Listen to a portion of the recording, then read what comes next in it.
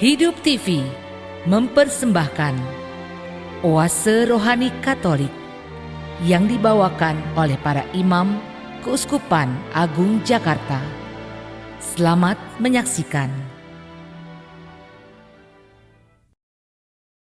Salam damai sahabat Oase Rohani Katolik yang terkasih, apa kabar?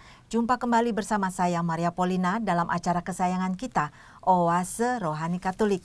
Dan sekarang hati saya penuh sukacita karena di studio sudah hadir bersama saya Romo Robertus Agung Suryanto OFM yang biasa kita sapa dengan nama Romo Agung. Halo Romo, apa kabar? Puji Tuhan, baik ya, luar biasa ya. Sehat selalu Romo ya? Sehat selalu, Ibu juga sehat ya. Amin, ya, amin. Baiklah sahabat Oase Rohani Katolik yang terkasih, sekarang marilah kita awali acara ini dengan doa pembuka yang dipimpin oleh Romo Agung. Mari para sahabat Oase Rohani Katolik yang terkasih, kita mengawali jumpa kita dengan memohon berkat Tuhan. Dalam nama Bapa dan Putra dan Roh Kudus. Amin. Allah Bapa kami yang Maha Rahim, kami bersyukur kepadamu atas hari ini, hari yang Kau berikan pada kami. Kau percayakan kepada kami untuk boleh kami jalani dalam kasih-Mu. Berkati kami, berkati seluruh rencana kami di hari ini agar berkenan kepadamu dan menjadi rencana-Mu pula. Bantulah kami agar kami dapat menjadi pribadi yang seperti yang Kau kehendaki, mampu memberikan pembebasan, pengampunan, kebahagiaan bagi orang yang kami jumpai. Demi Yesus Kristus Putra-Mu Tuhan dan Penyelamat kami yang hidup dan berkuasa, kini dan sepanjang segala masa. Amin. Dalam nama Bapa dan Putra dan Roh Kudus. Amin. Sahabat Oase Rohani Katolik yang terkasih, hari ini merupakan pekan ketiga masa Prapaskah. Bacaan liturgi pada hari ini diambil dari kitab Daniel bab 3 ayat 23 sampai dengan 30. Kemudian dilanjutkan dengan bacaan Injil yang diambil dari Injil Matius bab 18 ayat 21 sampai dengan 35. Dan sekarang marilah sama-sama kita membuka Alkitab kita. Saya akan membacakan bacaan pertama yang diambil dari kitab Daniel bab 3 ayat 23 sampai dengan 30. Ketiga orang itu, yakni Sadrak, Mesak, dan Abednego, jatuh ke dalam perapian yang menyala-menyala itu dengan terikat. Kemudian terkejutlah Raja Nebukadnezar, lalu bangun dengan segera. Berkatalah ia kepada para menterinya, "Bukankah 3 orang yang telah kita campakkan dengan terikat ke dalam api itu?" Jawab mereka kepada raja, "Benar ya Raja," katanya. "Tetapi ada 4 orang kulihat berjalan-jalan dengan bebas di tengah-tengah api itu. Mereka tidak terluka, dan yang keempat itu rupanya seperti anak dewa." Lalu Nebukadnezar mendekati pintu perapian yang bernyala-nyala itu. Berkatalah ia, "Sadrak, Mesak, dan Abednego, hamba-hamba Allah yang Maha Tinggi, keluarlah dan datanglah kemari." Lalu keluarlah Sadrak, Mesak, dan Abednego dari api itu. Dan para wakil raja, para penguasa, para bupati, dan para menteri raja datang berkumpul. Mereka melihat bahwa tubuh orang-orang ini tidak mempan oleh api itu. Bahkan rambut di kepala mereka tidak hangus. Jubah mereka tidak berubah apa-apa. Bahkan bau kebakaran pun tidak ada pada mereka. Berkatalah Nebukadnezar, "Terpujilah Allahnya Sadrak, Mesak, dan Abednego. Ia telah mengutus malaikatnya dan melepaskan hamba-hambanya yang telah menaruh percaya kepadanya, dan melanggar titah raja, dan yang menyerahkan tubuh mereka karena mereka tidak mau memuja dan menyembah Allah manapun kecuali Allah mereka.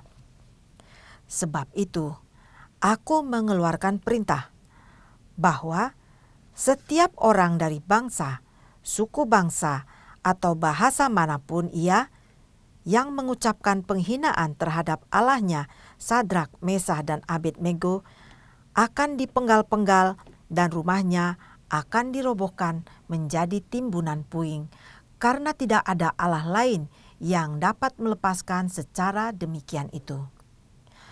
Lalu raja memberikan kedudukan tinggi kepada Sadrak, Mesak, dan Abednego di wilayah Babel. Demikianlah sabda Tuhan. Syukur kepada Allah. Mazmur tanggapan. Beritahukanlah jalan-jalanmu kepadaku ya Tuhan, tunjukkanlah itu kepadaku. Beritahukanlah jalan-jalanmu kepadaku ya Tuhan, tunjukkanlah itu kepadaku. Bawalah aku berjalan dalam kebenaran-Mu dan ajarlah aku, sebab Engkaulah Allah yang menyelamatkan aku. Engkau ku nanti-nantikan sepanjang hari. Beritahukanlah jalan-jalanmu kepadaku ya Tuhan, tunjukkanlah itu kepadaku. Ingatlah segala rahmat-Mu dan kasih setia-Mu ya Tuhan, sebab semuanya itu sudah ada sejak purbakala. Beritahukanlah jalan-jalan-Mu kepadaku ya Tuhan, tunjukkanlah itu kepadaku. Dosa-dosaku pada waktu muda dan pelanggaran-pelanggaranku janganlah Kau ingat. Tetapi ingatlah kepadaku sesuai dengan kasih setia-Mu, oleh karena kebaikan-Mu ya Tuhan. Beritahukanlah jalan-jalan-Mu kepadaku ya Tuhan, tunjukkanlah itu kepadaku. Tuhan itu baik dan benar, sebab itu Ia menunjukkan jalan kepada orang yang sesat. Beritahukanlah jalan-jalan-Mu kepadaku ya Tuhan, tunjukkanlah itu kepadaku. Ia membimbing orang-orang yang rendah hati menurut hukum, dan Ia mengajarkan jalannya kepada orang-orang yang rendah hati. Beritahukanlah jalan-jalan-Mu kepadaku ya Tuhan, tunjukkanlah itu kepadaku. Sahabat Oase Rohani Katolik yang terkasih, sekarang marilah kita satukan hati dan pikiran kita, karena Romo Agung akan menyampaikan bacaan Injil yang diambil dari Injil Matius bab 18 ayat 21 sampai dengan 35. Tuhan sertamu dan sertamu juga. Inilah Injil suci Tuhan kita Yesus Kristus menurut Matius. Dimuliakanlah Tuhan. Sekali peristiwa, Petrus datang kepada Yesus dan berkata, "Tuhan, sampai berapa kali aku harus mengampuni saudaraku jika ia berbuat dosa terhadap aku? Sampai 7 kali?" Yesus berkata kepadanya, "Bukan, aku berkata kepadamu, bukan sampai 7 kali, melainkan sampai 70 kali 7 kali. Sebab hal kerajaan surga, seumpama seorang raja yang hendak mengadakan perhitungan dengan hamba-hambanya. Setelah dia mulai mengadakan perhitungan itu, dihadapkanlah kepadanya seorang yang berhutang 10.000 talenta. Tetapi karena orang itu tidak mampu melunaskan hutangnya, raja itu memerintahkan supaya ia dijual beserta anak istrinya dan segala miliknya untuk membayar hutangnya. Maka sujudlah hamba itu menyembah dia. Katanya, 'Sabarlah dahulu, segala hutangku akan kulunaskan.'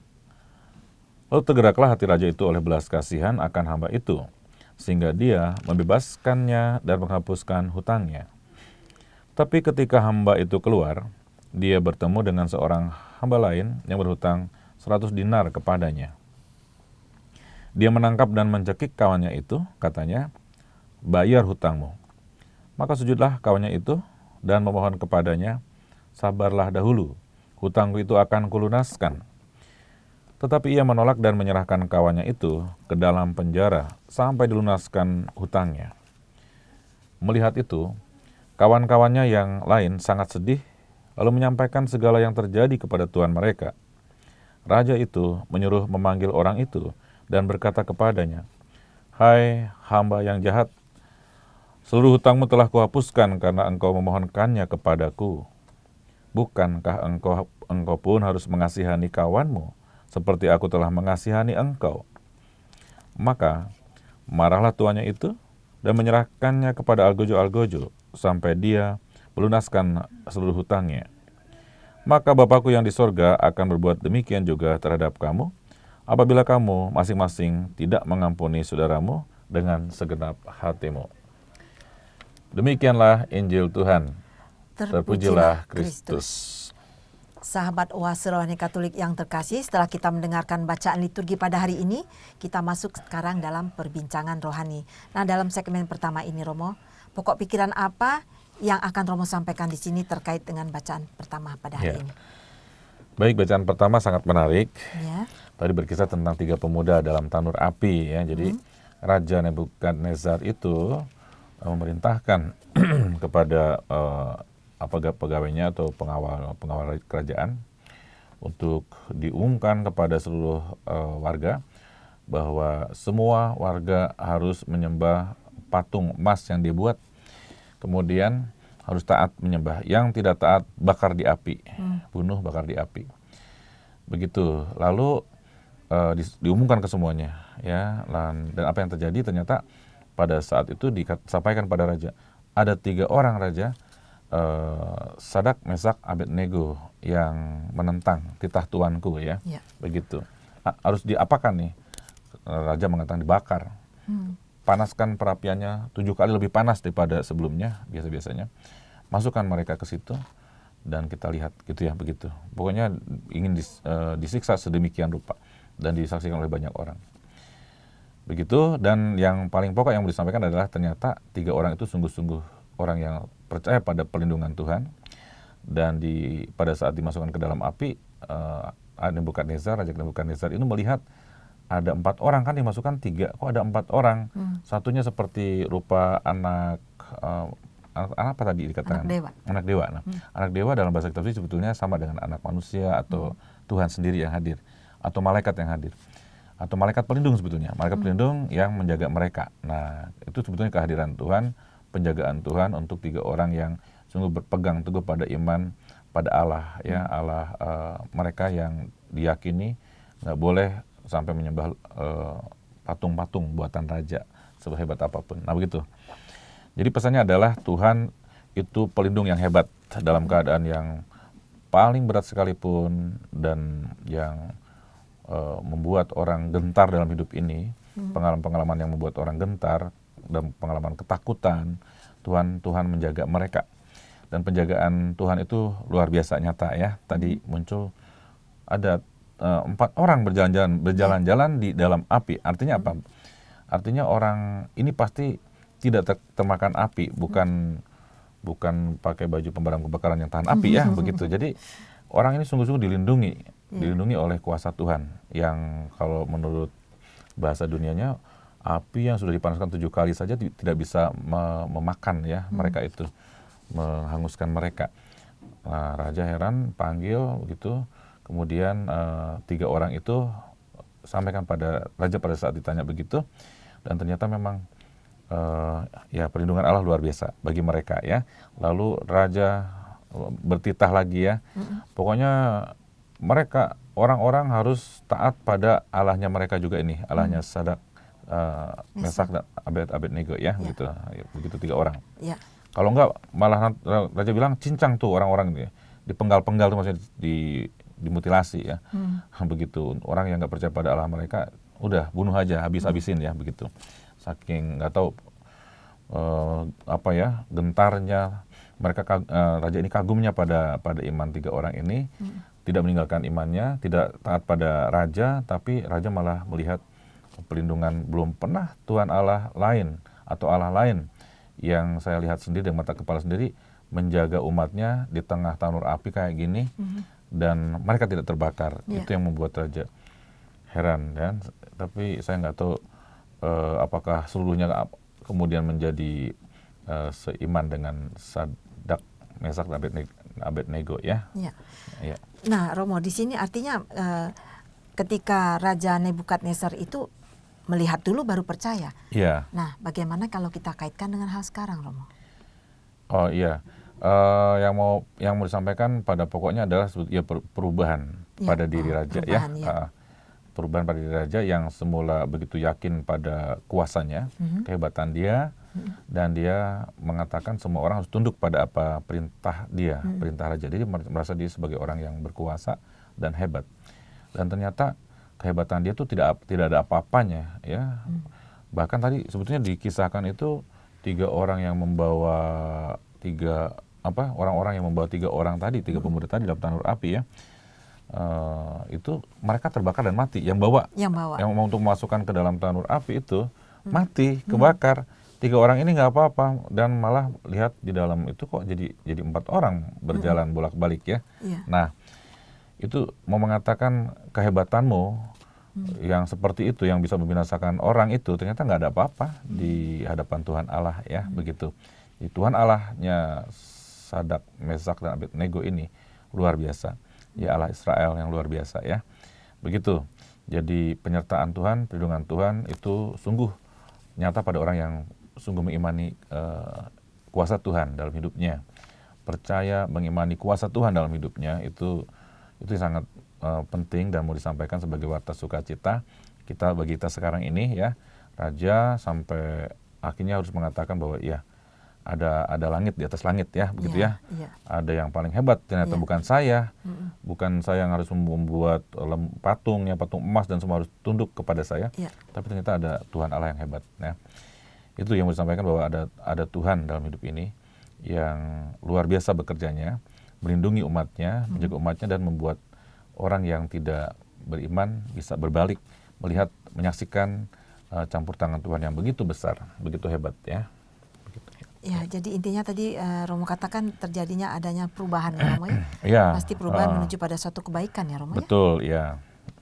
Ya itulah seperti itulah hikmat ya, hikmat Tuhan bekerja dalam hidup kita sekalian. Setelah awalnya orang tuh percaya pada diri sendiri, terlalu percaya pada diri sendiri, kekuatan diri sendiri, dan akhirnya pelan-pelan kalau dia sungguh menyaksikan ternyata kehebatan saya nggak ada apa-apanya ya, begitu. Dan mengakui kebesaran Tuhan, itulah awal dari kebijaksanaan ya, artinya awal untuk mengubah hidup dan menjadi hidup penuh dengan hikmat ya, belajar dari kehadiran Tuhan yang Tuhan perlihatkan lewat penyertaan Tuhan dan perlindungan Tuhan pada 3 orang tadi itu, 3 pemuda dalam tanur api ya. Baik. Dan bagaimana caranya kita menumbuhkan keyakinan kita seutuhnya kepada Tuhan, Romo? Ya, itu yang sangat pertanyaannya bagus dan sangat sulit dalam arti berproses pada tiap orang berbeda-beda. Dan proses yang terjadi untuk hidup beriman tiap orang berbeda-beda. Kalau di bacaan Yesus mengumpamakannya bagaikan benih yang ditaburkan seperti itu. Prosesnya beda-beda, lahannya beda-beda. Bagi kita orang beriman tidak bisa tidak ya melibatkan Allah dalam seluruh peristiwa hidup dan keputusan-keputusan yang mau diambil, keputusan yang paling penting dalam hidup ini yang mau diambil, libatkan Tuhan Allah ya. Dan selalu memulai segala sesuatu dalam kesadaran bahwa hidup saya disertai oleh Tuhan. Saya akan mulai hidup saya dengan berkat Tuhan dan mengakhiri karya saya, tugas-tugas saya itu dengan berkat Tuhan juga. Itu juga sebuah cara untuk hadir, untuk ada dalam hadirat Tuhan. Dan dengan cara seperti itulah kita sungguh mengimani campur tangan Tuhan yang hebat, yang luar biasa dalam hidup kita, jadi tidak main-main. Dan seperti itu yang mau disampaikan pada kita sekalian, bahwa Tuhan itu tidak tinggal diam, Tuhan menyertai. Yang paling berat adalah pada saat kita meminta dan menghendaki adanya tanda penyertaan Tuhan, dan dalam keadaan sulit, dalam keadaan terdesak, dalam keadaan terpuruk dan jatuh dan mau bangkit, kemudian kita minta tanda penyertaan Tuhan, lalu lihat tandanya kok nggak muncul-muncul ya. Ini Tuhan ada apa tidak ya, begitu ya. Berdoa sudah berteriak-teriak dan tak terhitung doanya, semua novena dijalanin ya. Semua gua didatangin ya, lilin-lilin habis dibakarin. Kok doanya belum didengarkan Tuhan juga. Nah itu yang paling berat tentang bagi orang beriman. Jadi doa-doa yang dikabulkan dan tidak dikabulkan seringkali kita hubungkan dengan penyertaan Tuhan ya. Tuhan ada, Tuhan dengarkan doa kita, Tuhan berkenan pada doa kita atau tidak, dihubungkan dengan kebaikan Tuhan. Seringkali itu kan pengalaman tiap orang beda-beda akhirnya. Oh, ada orang yang saya kayaknya belum berdoa pun doa saya apa yang baru saya bayangkan belum doa nih udah terkabul ya, begitu. Sombong orang itu ya. Nah, hebatnya begitu. ada orang yang doanya udah seperti tadi saya cerita, kok nggak terkabul-kabul juga, novena udah Iya. bertahun-tahun nggak terkabul juga ya. Nah, mengingatkan pada kita sekalian, karunia Tuhan, kasih kebaikan Tuhan itu Tuhan limpahkan dalam rancangan dan kehendak Tuhan. Pasti Tuhan mengabulkannya pasti dalam bentuk lain. Tuhan mengabulkannya pasti tidak seperti yang kita kehendaki atau bayangkan. Dan kalau dikabulkan seperti yang dibayangkan oleh kita, mungkin kita malah tidak beriman lagi pada Dia. Jadi ada sesuatu yang terjadi dalam hidup kita ini baik semuanya, dan ada yang tak terlihat. Tapi itu adalah campur tangan Tuhan. Campur tangan Tuhan yang tidak terlihat, tidak terrefleksikan, tidak tersadari, tapi Tuhan tetap bekerja buat kita. Dan karena itu yang paling diperlukan adalah akhirnya kesadaran akan campur tangan Tuhan yang seringkali menguap ya dalam hidup manusia. Nah, itu saya kira pada pokoknya Tuhan selalu ada dan bekerja untuk kita. Selalu dipertanyakan dan akan mudah dipertanyakan ketika dihubungkan dengan ya pengabulan doa ya. Seperti itu seringkali merasa seperti itu. Tapi kalau mau jujur pasti tiap orang punya pengalaman entah luar biasa nggak luar biasa, tapi yang jelas bahwa tiap orang punya pengalaman di mana orang mengalami jalan buntu dan ternyata bukan jalan buntu ya. Ternyata itu adalah jalan yang memang harus dilalui dan terbuka untuk berkat-berkat yang berikutnya ya, yang luar biasa yang nggak pernah duga sebelumnya. Nah, itu yang menjadi rahasia hidup, rahasia Tuhan, dan bagi orang beriman mesti masuk ke dalamnya ya, seperti itu. Jadi bergumul dengan pengalaman pribadi sampai pada keputusasaan kadang-kadang ya, seperti yang dalam teks ini kita nggak temukan pada keraguan Abednego, Sadak, Mesak, Abednego ya, 3 orang itu nggak ragu dan menunjukkan iman yang begitu berkobar-kobar dan mendalam.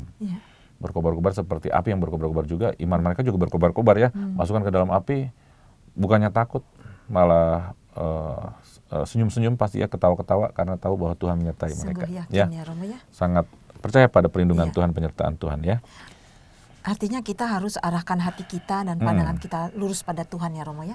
Jadi tidak ada keyakinan walaupun dalam prosesnya itu ya tidak ada keraguan, walaupun dalam prosesnya itu kita mengalami banyak kendala ya Romo. Ya, betul.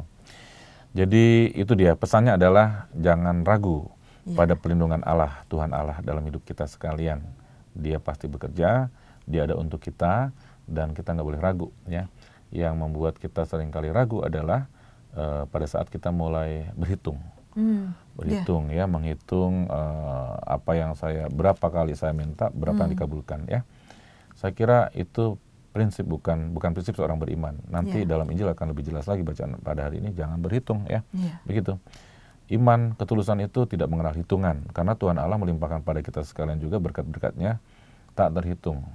Kalau saudara sekalian tidak percaya dengan berkat Allah yang tak terhitung, sekarang ambil kertas ya, tulis dari kecil sampai sekarang berkat-berkat apa yang udah dilimpahkan ya, nggak bisa kehitung ya, begitu. Saking banyaknya, dan kita tahu bahwa luar biasa kasih Allah buat kita, perlindungan Allah buat kita sekalian.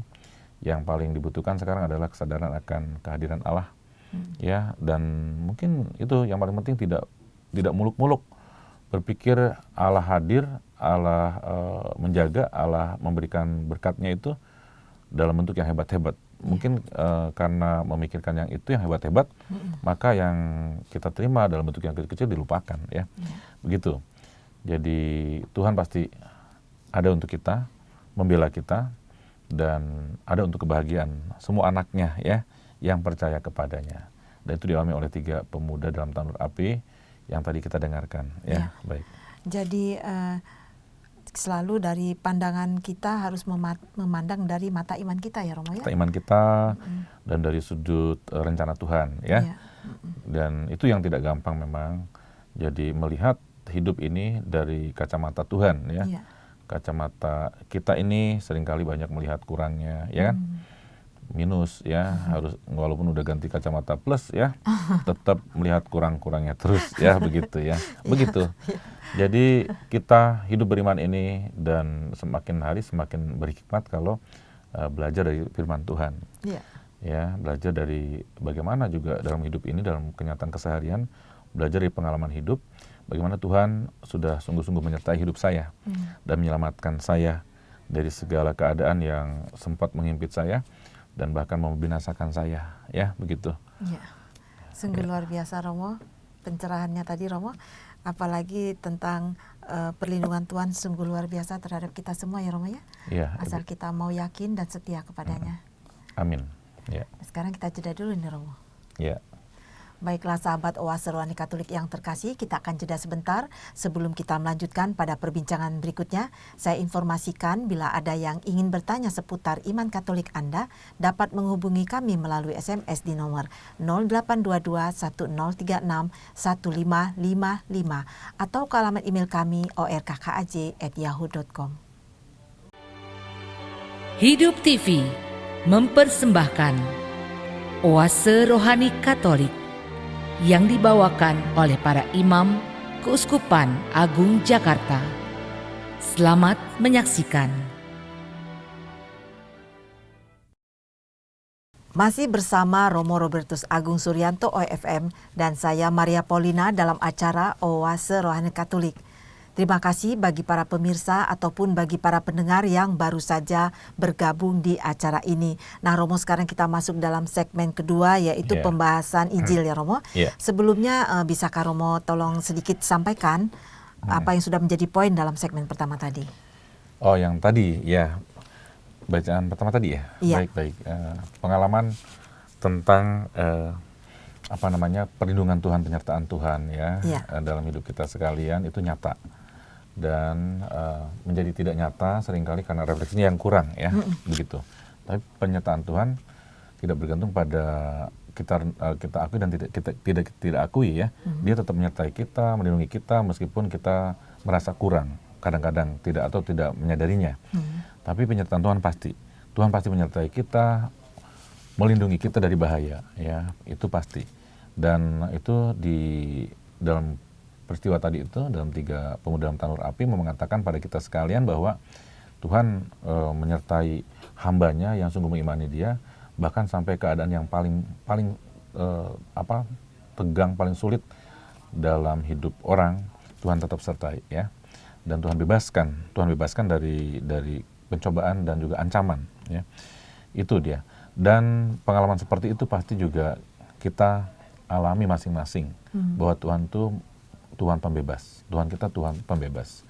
Tuhan yang membebaskan dan memberikan perlindungan, penyertaan, perlindungan, pembebasan, dan melimpahkan kebahagiaan.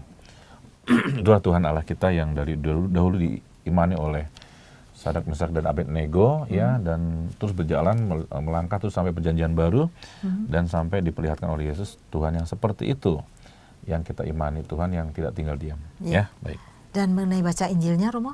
Bacaan Injil pada hari ini ya sangat menarik karena berkisah tentang hal keseharian kita yang tidak gampang dilaksanakan. Artinya tahu bahwa ajaran iman sangat luhur, tetapi implementasinya berat ya. Bapa kami isinya tentang itu pengampunan, ampunilah kami seperti kami mengampuni yang bersalah ya. Minta pengampunan, tapi tidak jarang kita sulit mengampuni tapi minta pengampunan dari Tuhan. Padahal kan ya Tuhan udah mengatakan dalam doa, mengajarkan dalam doa juga ya. Nah karena itu pada saat Petrus bertanya tentang batas pengampunan, karena kan pasti seperti kita juga istilah bahasa keseharian itu kan sampai kapan saya harus ampuni kamu ya? Karena kesabaran saya juga terbatas ya, kesabaran semua orang terbatas ya, begitu kan mau mengatakan itu ya. Maka juga Petrus mempertanyakan sebuah pertanyaan yang sangat manusiawi sehari-hari, bahwa kita rasa kemampuan untuk mengampuni itu terbatas, kesabaran manusia itu terbatas, mau mengatakan itu. Sampai kapan, sampai berapa kali sih saya harus mengampuni orang kalau bersalah? Nah Yesus dan Petrus omong sesuatu yang kalau Petrus dari sudut kemampuan manusiawi ya nggak mungkin ya kita ngampuni terus ya. Yesus mengatakan sesuatu yang ilahi, kemampuan ilahi, dan itulah hikmat Allah. Hikmat Allah nggak mungkin diperoleh tanpa hikmat dalam hidup kita sekalian, tanpa belajar dari apa yang dikatakan oleh Tuhan sendiri ya. Maaf Romo, tadi Petrus apa Matius? Di sini Matius. Tadi Pak Tamro Ini nih, mengatakan sekali Petrus. peristiwa Petrus datang pada Yesus dan, Oh, dan iya, iya. berkata ya. Begitu, Injilnya Injil Matius. Oh, iya. Ya, kemudian yang bertanya tuh muridnya Petrus. Maaf Begitu. Romo ya. Ya, nggak apa-apa. Begitu, jadi Petrus bertanya. Dan Petrus itu mewakili para murid. Begitu. Dan pertanyaannya itu, pertanyaan keseharian. Nah, Yesus omong tentang sesuatu yang berbeda dengan yang dipikirkan Petrus. Yesus berkisah tentang, mau menjelaskan tentang kemampuan mengampuni itu sifatnya ilahi. Ilahi ya, dari Allah sendiri. Karena kalau mengandalkan kemampuan manusiawi, akhirnya orang nggak bisa mengampuni. Kadang-kadang berhitung dan kadang-kadang mengatakan terbatas. Ya. Kalau udah berhitung kan berarti angka. Kalau sudah pakai angka berarti angka itu ada batasnya. Nggak ada angka tak terbatas. Ya. Begitu. Begitu ya. Karena itu Yesus mengambil parameter yang berbeda dan yang diberikan pada kita sekalian, kisah tentang ini ya. Seperti itu dikisahkan. Umpama seorang raja mengadakan perhitungan dengan hamba-hambanya, membuat perhitungan dengan hamba-hambanya. Begitu membuat perhitungan ya, ternyata di hadapan padanya ada seorang yang berhutang 10.000 talenta. Satu talentanya aja sangat luar biasa banyaknya. Ini mau mengatakan ini tak terhitung sebetulnya. Saking banyaknya, saking besarnya berhutang pada dia, hutang yang sangat besar. Dan dia nggak bisa mengembalikannya lagi, nggak bisa melunaskannya lagi. Dan karena itu raja memerintahkan supaya semua anak istrinya dijual dan segala miliknya juga dijual untuk mengembalikan utang. Tapi dia sujud menyembah dan mengatakan, sabarlah dahulu, segala hutangku akan kelunaskan. Kata-kata ini digunakan yang sama oleh temannya di luar ya, begitu. Lalu raja berbelas kasih ya, walaupun hutang yang nggak terhitung, berjibun begitu, dibebaskan dia, dihapuskan hutangnya.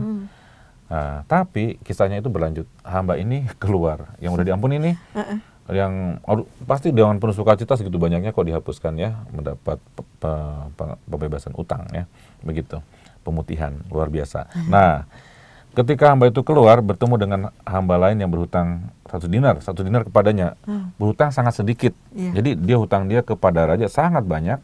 10 tadi ya. 10.000 talenta, bukan dinar ya, talenta. Itu hitungannya ya udah pernah dijelaskan pasti ya, pasti mau mengatakan sangat besar. Luar biasa besarnya. Dan dia berpiutang pada orang sangat kecil. Tapi bengis dia. Nah, itu dia. Dia mencekik kawannya, menangkap, mencekik, dan mengatakan bayar hutangmu. Oh, ternyata dia ke atas minta belas kasihan, ke bawah dia mencekik ya. Maka sujudlah kawannya itu dan mohon kepadanya, sabarlah dahulu, hutangku akan kulunaskan. Kata-kata yang sama yang digunakan pada tuannya. Tetapi beda sama tuannya. Tuannya tadi berbelas kasih ya kan? Tapi dia menolak. Dia menolak dan menyerahkan kawannya ke dalam penjara sampai dilunaskannya hutangnya. Wah, betapa jahatnya orang ini. Nah, melihat itu kawan-kawannya yang lain sangat sedih, lalu menyampaikan segala yang terjadi pada tuan mereka. Nah, tuan itu adalah raja. Raja itu menyuruh memanggil orang itu dan berkata kepadanya, hai hamba yang jahat, seluruh hutangmu telah kuhapuskan karena engkau memohonkannya padaku. Bukankah engkau pun harus mengasihani kawanmu seperti aku telah mengasihani engkau? Nah, marahlah tuannya dan menyerahkan dia pada algojo-algojo. Begitu. Jadi kisah ini mengatakan pada kita sekalian bahwa hidup ini pada dasarnya adalah sebuah hutang yang nggak terbayar dari kebaikan Allah yang tak terhitung lah, kata begitu tadi di awal sudah tadi dikatakan kebaikan Allah itu tak terhitung. Nah, kalau melihat kebaikan Allah tak terhitung, bagaikan seperti itu, hutang saya nggak terbayar pada Tuhan Allah, dan saya minta pada Tuhan Allah supaya dibebaskan, maka pengampunan itu harusnya membawa sukacita. Membawa sukacita bukan hanya untuk diri sendiri, tapi juga harusnya membawa sukacita bagi orang lain. Dan harus membebaskan juga orang lain, memberikan pembebasan pada orang lain. Artinya sukacita itu harus dibagikan juga ditularkan pada orang lain. Dia tidak rupanya. Sukacita yang dia rasakan itu ditahan oleh untuk dirinya sendiri, dan dia malah berbuat yang bertolak belakang dengan yang telah dia terima dari tuannya. Kebaikan tuannya itu tidak menular pada dia. Tetap menjadi orang yang bengis dan jahat dia ya. Artinya jahat pada orang lain. Nah, harusnya dia mengampuni juga tuh atau orang yang berhutang pada dia itu yang nggak banyak, yang sedikit ya. Utang dia aja yang banyak dihapuskan, utang dia berpiutang, utangnya yang kepada orang lain sedikit tidak dihapuskan. Begitu. Namun mengatakan pada kita sekalian, seperti itulah juga rupa-rupanya pengampunan kita pada orang. Seringkali yang kecil-kecil kita hitung, kita dengarkan, kita ingat-ingat, bahkan barangkali dicatat baik-baik ya, di atasnya di atas batu ya, begitu, susah diukir ya, begitu. Ternyata kesalahan-kesalahan kita yang besar sering-sering diabaikan begitu saja ya. Artinya terhadap Tuhan Allah, kita mendapatkan pengampunan dari Tuhan Allah dalam sakramen tobat, sakramen rekonsiliasi. Bapak Uskup pernah menjelaskan yang kita terima dari WhatsApp grup-grup kita ya, bahwa kita tidak mengatakannya sakramen pendamaian ini sebagai pengakuan dosa. Ya, beda. Dan ya, saya juga akui ya, kalau berjumpa dengan umat, saya akan selalu mengatakannya sakramen rekonsiliasi, sakramen tobat. Jadi saya mau bertobat ya, dan saya ingin bertobat karena kasih karunia Allah gitu ya, begitu. Dan memang dampaknya berbeda. Saya mau berdamai. Saya mau berdamai dengan Tuhan Allah, saya mau berdamai dengan sesama saya yang saya sudah sakiti, saya mau berdamai dengan alam ciptaan, saya juga mau berdamai dengan diri saya sendiri. Nah, kekecewaan-kekecewaan yang terjadi dalam hidup seringkali membuat saya tidak bisa berdamai dengan diri saya sendiri. Kalau tidak berdamai dengan diri sendiri, akibatnya pasti penolakan-penolakan, ya, tidak bisa mengatakan sesuatu yang penuh dengan kedamaian yang keluar dari mulut kita pasti ya. Yang ada hujat, sumpah serapah, ya mungkin seperti itu karena dalam hatinya nggak ada kedamaian. Seperti Bunda Teresa dari Kalkuta pernah dapat seorang pemuda yang mengkritik keadaan Vatikan ya. Kok seperti itu amat ya Vatikan ya, begitu. Bunda Teresa hanya mengatakan, nah dalam hatimu tidak ada kedamaian. Nah begitu, hanya itu aja, kata-katanya sederhana tapi menohok ya, begitu ya. Ya, kedamaian itu harus ada dalam diri kita. Nah begitu. Karena itu pengampunan yang mustahil dalam hidup kita sekalian seringkali kita katakan mustahil karena kita berdasarkan atau berpegang pada kekuatan manusiawi kita saja ya, Bu. Begitu. Tapi kalau kita mengandalkan kekuatan Allah, seberapapun besar kesalahan orang, pasti Tuhan akan mampukan kita untuk bisa mengampuni dia. Romo Prier tempo hari yang tahun lalu ya, kita tahu ya, diserang gerejanya, dia datang ke orang yang menyerangnya dan mengampuni ya. Dan peristiwa-peristiwa lainnya juga ya, pemboman di waktu itu juga di situ ya, di Yogyakarta ya saya kira ya. Begitu juga sama di Surabaya. Pemboman di Surabaya sama ya, Romo parokinya semua mengatakan kita mengampuni yang bersalah ya. Seperti itu yang sudah melukai kita. Dan memang tidak ada gunanya menyimpan dendam karena hanya menimbulkan menyimpan bara di atas kepala, dalam hati panas sendiri ya, begitu. Dan ini kemampuannya memang bukan datang dari dalam diri kita, kemampuannya kita mintakan dari Tuhan. Nah karena itu tadi dikatakan Tuhan betapapun besar hutangmu dihapuskan. Jadi dosa itu diibaratkan sebagai utang ya, yang harus dikembalikan, dan saya nggak bisa mengembalikannya kecuali dengan pengampunan ya, begitu. Seperti itulah kita berhadapan dengan kerahiman Tuhan, kebaikan Tuhan yang luar biasa yang Tuhan limpahkan pada kita. Nah ini masa Prapaskah yang ketiga, sama sebetulnya mau dikatakan pada kita sekalian bahwa dalam masa Prapaskah itu dari Prapaskah pertama, kedua, ketiga, keempat dan seterusnya menuju Paskah Tuhan, itu masa-masa kita mempersiapkan diri kita untuk sungguh sadar bahwa saya ini menjadi begini, akan menjadi baik karena pengampunan dan berkat yang Tuhan limpahkan ya, begitu. Jadi diajak untuk menyadari hari-hari penyertaan Tuhan dan juga pengampunan Tuhan yang luar biasa buat kita anak-anaknya. Dan satu-satunya syarat hanya satu, adalah sungguh percaya dan mempercayakan hidup kita bahwa Tuhan sudah mengampuni saya, dan pengampunan yang saya terima ini mestinya membuat saya bisa mengampuni sesama saya. Iya. Jadi dosa itu membuat kita jauh dari Tuhan dan membuat kita jadi kehilangan arah ya Romo ya? Ya betul seperti itu. Dan karena itu masa pertobatan, masa untuk kembali pada Tuhan, mendekat pada Tuhan ya. Bertobat itu berarti saya tidak membesarkan ego saya. sebetulnya. Dan mendapatkan pemulihan begitu, Romo? Ya, saya berrelasi baik lagi dengan sesama, pemulihan dengan semua relasi yang ada, atau menciptakan kembali, mengupayakan kembali shalom ya, dan meminta damai sejahtera itu dari Tuhan sendiri ya, begitu. Jadi dosa itu juga bisa menghilangkan berkat bagi kita juga ya, Romo? Dengan sendirinya ya, dosa itu keadaan kita kan menjauh dari Tuhan. Menjauh dari Tuhan, bagaimana bisa dapat berkat kan? Berkat itu ada pada Tuhan. Kalau saya menjauh dan menolak itu Tuhan, campur tangan Tuhan dalam hidup saya, berarti saya juga menolak berkat-berkatnya. Meskipun kebaikan Allah tetap Tuhan limpahkan pada orang yang baik dan orang yang tidak baik, seperti Tuhan Allah limpahkan hujan, baik pada orang benar dan tidak benar ya. Orang yang beriman dan tidak beriman dapat hujan juga ya, semuanya begitu. Iya. Seperti itu, jadi kebaikan Allah tak terkurangi. Artinya kemurahan Tuhan tidak terkurangi karena kita tidak beriman atau tidak beriman. Kita berdoa atau nggak berdoa, Allah tetap maha baik ya. Nah sekarang kan yang harus menyesuaikan diri, sebetulnya yang harus sadar kan manusianya ya. Allah tetap akan seperti itu dengan segala kebaikannya, melindungi umatnya pada saat mengalami bahaya dan ancaman seperti bacaan pertama tadi ya. Allah tetap maha baik. Dan kita dengan memuji atau tidak memuji Allah, dia tetap maha baik, maha kuasa ya. Tetapi sebagai makhluk yang adalah ciptaan Tuhan, mestinya menjadi dengan berpuasa, bermati raga, itu menjadi mawas diri dan tahu diri bahwa saya ini ciptaan dan Tuhan Allah itu pencipta saya. Dan hidup saya ini sungguh-sungguh bergantung pada kemurahan hati pencipta saya, begitu ya. Jadi kita harus selalu mendekatkan diri padanya ya, Romo ya? Ya, itu dia, tepat seperti itu. Jadi ya mau tidak mau kita mendekatkan diri padanya, sumber segala kebaikan. Tanpa dia, tanpa penyertaannya, kita nggak bisa apa-apa. Kita bukan apa-apa juga.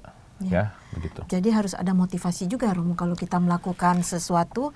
Jadi artinya tanpa pamrih itu ya, Romo, tapi kita punya motivasi juga di dalam hal ini, memberi kebaikan bagi kita juga bagi sesama, begitu ya, Romo. Jadi nggak pincang sebelah ya, Romo ya. Ya, begitu. Jadi berkat yang diterima mesti juga dirasakan ya oleh orang lain sekitar kita. Dan seperti itulah pasti juga yang dikehendaki oleh Tuhan ya, bahwa kalau kita sudah menerima kebaikan, pengampunan, ya mengapa harus ditahan-tahan juga untuk tidak memberikan kebaikan dan pengampunan pada orang lain ya, seperti itu.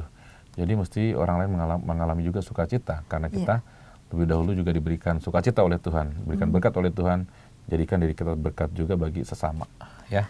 Nah, Romo, kalau bisa Romo tarik benang merahnya antara bacaan yang Daniel tadi sama dengan ini, Injil ini bagaimana, Romo? Ya, saya mengatakan tadi itu ya, kebaikan Tuhan itu tak terhitung, itu aja. Karena tak terhitung, maka dalam keadaan yang paling berat pun, tadi Raja menyaksikan, oh luar biasa penyertaan Tuhan ya, penjagaan Tuhan, penyelamatan Tuhan itu luar biasa. Dia melihat dengan kepala sendiri ya.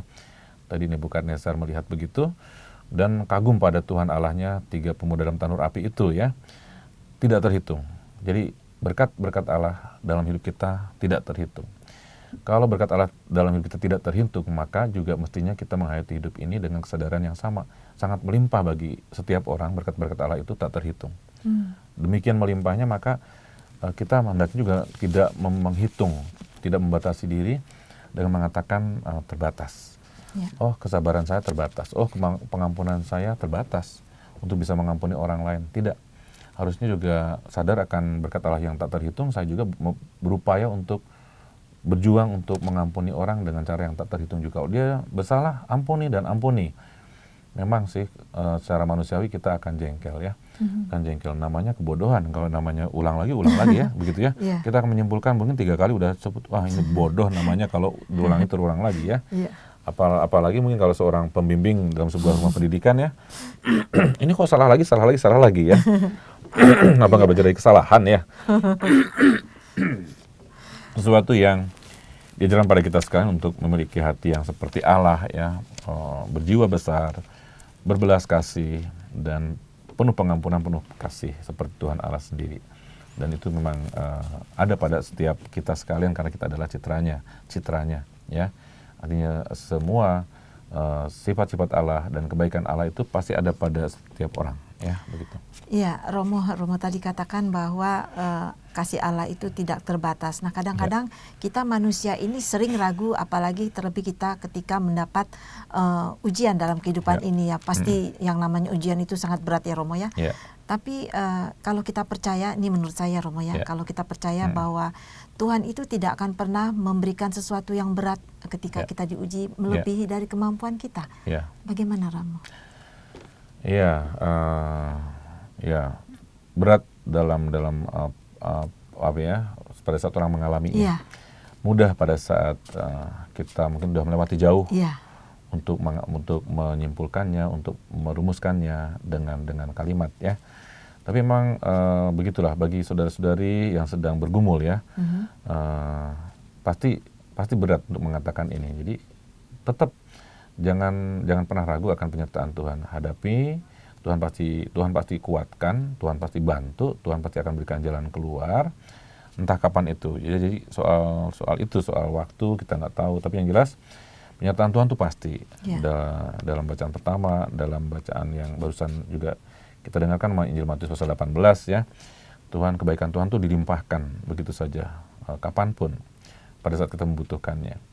Nah, yang paling berat adalah pada saat kita bergumul dengannya, bergumulan pribadi, dalam persoalan yang mungkin juga kita tahu, saya merasa kecil dan nggak berhasil kadang-kadang ya, merasa putus asa, merasa berat beban hidup ini, tantangan hidup ini. Tapi kita ingat akan sabda Allah, dan dari semua kisah-kisah yang sudah kita dengarkan dalam sabda Allah, bahwa penyertaan Tuhan tak pernah meninggalkan kita, tak pernah absen dari hidup kita ya. Bahwa Tuhan selalu memberkati kita, melimpahkan perlindungannya dan berkat-berkatnya untuk kita semua. Jadi yang paling pokok akhirnya adalah iman. Iman sebesar biji sawi saja itu bisa memudahkan gunung ya. Artinya kalau kadang-kadang kita merasa iman kita memang kecil kadang-kadang. Tapi yang sebesar biji sawi yang kecil itu, asal sungguh punya iman, pasti bisa melakukan sesuatu yang besar. Karena bantuan Tuhan sendiri ya, pertolongan Tuhan sendiri. Demikian. Jadi ada yang sulit, ada yang mustahil rasanya dalam hidup ini, tetapi tidak mustahil bagi Tuhan dan bisa dilaksanakan dalam hidup ini kalau mengandalkan kekuatan Tuhan. Ya. Itu yang bisa kita boleh hayati dalam hidup ini.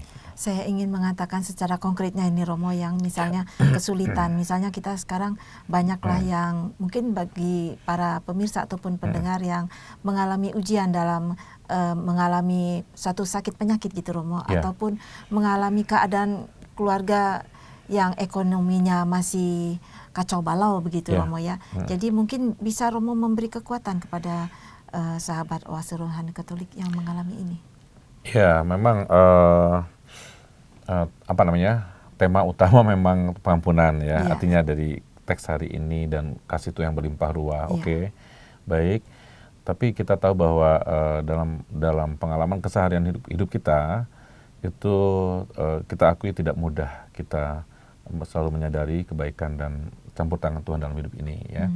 Dan dalam keadaan yang terberat sekalipun, paling sulit sekalipun, dan bahkan membuat orang hampir putus asa, kita belajar dari penyertaan Tuhan dalam 3 pemuda di tanur api tadi itu ya, yang luar biasa. Memang kadang-kadang iman kita berkobar-kobar, kadang-kadang hilang, kadang-kadang menguap seperti itu ya. Nah, kita percaya bahwa dalam keadaan yang paling sulit dalam hidup ini, entah keadaan ekonomi yang terpuruk, entah sakit penyakit yang tak kunjung sembuh ya, kita diajak untuk tetap menyerahkan hidup kita pada Tuhan. Ada yang kita tahu bahwa ya, ada yang minta, ada doa penyerahan ya.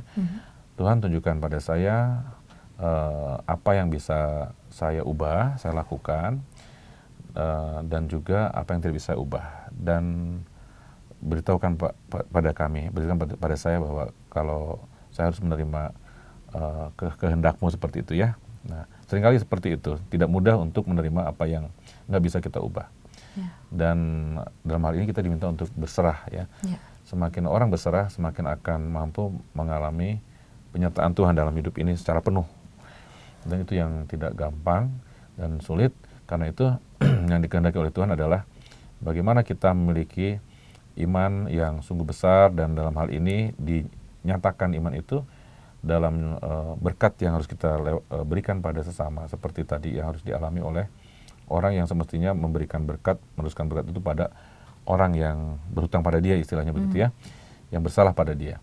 Kalau orang yang bersalah, ampuni, karena saya juga selalu bersalah dan selalu minta pengampunan dari Tuhan, begitu ya. Dan tidak jarang dari pengalaman itu banyak hal-hal lain muncul karena sebetulnya relasi yang bermasalah ya, dalam rumah, dalam hidup bersama, dalam organisasi, seringkali menjadi masalah-masalah lain ketika ada banyak salah paham dalam hidup berelasi ya, begitu. Jadi harus menjaga juga relasi dan komunikasi dengan sesama dengan baik, apalagi dengan Tuhan ya Romo ya. Komunikasi harus selalu ditingkatkan terus ya Romo ya. Iya, seperti itu. Pasti menjadi kuncinya adalah menyadari kebaikan Tuhan dan selalu menjalin komunikasi dengan Dia ya, seperti itu. Ya, luar biasa sekali Romo pencerahan pada hari ini, dan sekarang tanpa terasa kita sudah di penghujung acara ini Romo. Baiklah sahabat Oase Rohani Katolik yang terkasih, kita sudah berada di penghujung acara, dan sekarang kita akhiri acara ini dengan doa penutup yang dipimpin oleh Romo Agung. Kemudian kita lanjutkan dengan memohon berkat kasih karunia Tuhan melalui Romo Agung.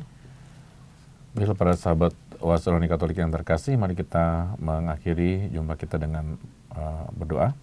Dalam nama Bapa dan Putra dan Roh Kudus. Amin. Allah Bapa yang Maha Rahim, kami bersyukur kepadamu karena kasih-Mu tak pernah meninggalkan kami. Kau limpahkan pada kami senantiasa penyertaan-Mu dan berkat-berkat-Mu yang menyertai kami, dan Kau siapkan untuk hari-hari hidup kami di masa yang akan datang. Pada hari ini ya Tuhan, dalam masa Prapaskah ketiga ini, kami sedang mengolah diri kami, hidup kami sekalian, untuk semakin mengimani kehadiran-Mu dan penyertaan-Mu dalam hidup kami. Bantulah kami untuk menjadi semakin berhikmat dari kekuatan kehadiran-Mu dalam sabda-Mu dan juga dalam sakramen-sakramen-Mu. Bantulah kami untuk senantiasa menyadari penyertaan-Mu dalam hidup kami, meskipun kami seringkali juga mengalami kelesuan dalam hidup beriman kami, mengalami kemalasan juga dalam doa-doa dan puji-pujian kami kepadamu. Karena itu, berkati kami senantiasa dan kubarkanlah senantiasa dalam hidup kami, dalam hati kami, dengan rahmat Roh Kudus-Mu, agar kami selalu boleh memuji Engkau melalui segala yang boleh kami lakukan, teristimewa dalam pelayanan-pelayanan kami, untuk kemuliaan nama-Mu dan untuk kesejahteraan sesama kami. Kau hidup dan berkuasa kini dan sepanjang segala masa. Amin. Tuhan sertamu dan sertamu juga. Dan saudari sekalian dan semua orang yang kita doakan senantiasa dilindungi, dibimbing, berkati Allah yang Maha Kuasa, dalam nama Bapa dan Putra dan Roh Kudus. Amin. Demikianlah sahabat Oase Rohani Katolik yang terkasih, usai sudah acara Oase Rohani Katolik pada hari ini. Semoga apa yang sudah kita dengar tadi dapat menjadikan iman kita semakin bertumbuh dan menghasilkan buah yang baik. Akhir kata, saya Maria Paulina dan Romo Robertus Agung Suryanto OFM pamit undur diri. Damai Tuhan selalu menyertai kita semua. Mari amalkan Pancasila. Kita berhikmat, bangsa bermartabat.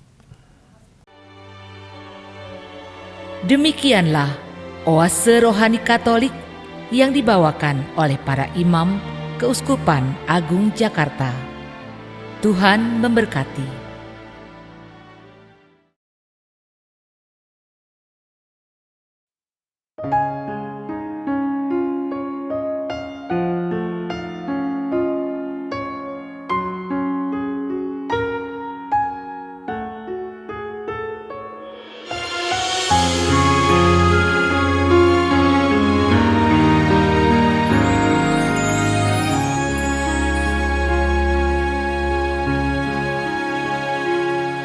Ku petik mawar yang terindah, ku rangkai dalam sebuah doa. Ku cinta dan hormat kepadamu, Bundaku, kekasihku. Pesanmu bagiku wasiat yang datang dari Tuhan kekal. Oh Bunda, ku mencintaimu karena kau berharga. Oh Bunda perkasa mulia, ku belajar dari imanmu yang teguh. Oh Bunda mulia, perkasa, sembah baktiku untukmu.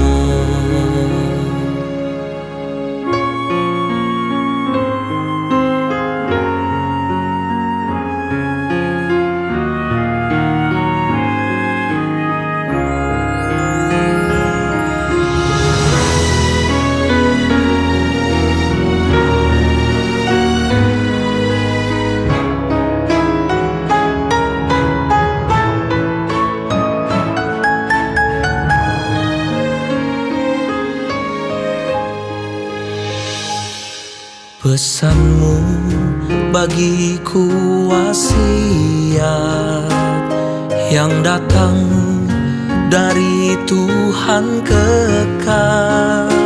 Oh Bunda, ku mencintaimu karena kau berharga. Oh Bunda perkasa mulia, ku belajar dari imanmu yang teguh. Oh Bunda mulia, perkasa, sembah bakti selalu bagimu. Oh Bunda perkasa mulia, namamu ada di dalam doaku. Oh Bunda perkasa mulia, doakan aku yang berdosa.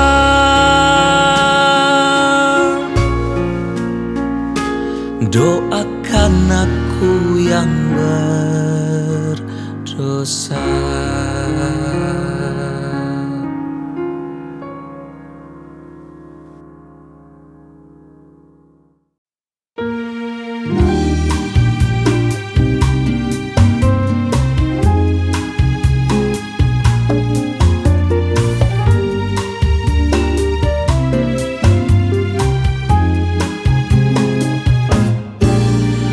Di dalam hidupku yang pernah ku jalani, tak aku sadari arahku menuju. Seakan semua membawa bahagia, meski sesungguhnya hanya sementara. Selalu ku sadari Tuhan mendampingi dalam kesesatan dan persoalanku. Selalu ku berdoa dengan iman teguh. Tuhan menuntun langkahku selamanya. Tiap kali aku datang padanya, ada jalan yang ditunjukkannya. Setiap kali aku berdoa, Dia meneguhkanku. Di hadapan tahta-Mu yang suci, ku dapati kekuatan baru. Setiap kali aku berdoa, ku menemukan-Mu.